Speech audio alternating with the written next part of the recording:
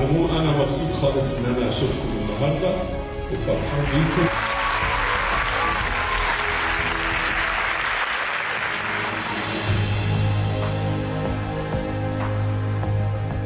تخيلوا بقى لو كل واحد فينا قرر إنه ياخد آية واحدة بس من الكتاب المقدس ويعمل بيها.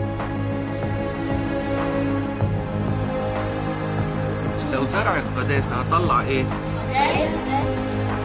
بيصوم، برافو عليك. الجسد ده بيصوم وبيساعد وبيصلي وبيقف كويس.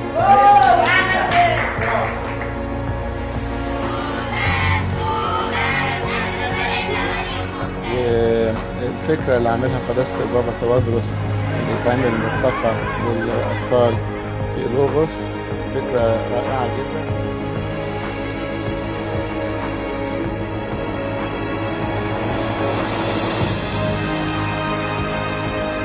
يعني الأسرة، كل أسرة من أسرنا هي اللي بتجمد الكنيسة. يلا بينا يلا بينا يلا بينا.